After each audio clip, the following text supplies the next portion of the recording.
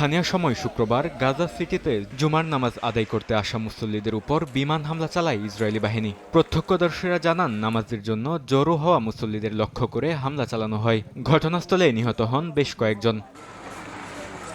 দক্ষিণ গাজার খান ইউনিস এলাকাতেও হামলা চালায় দখলদাররা।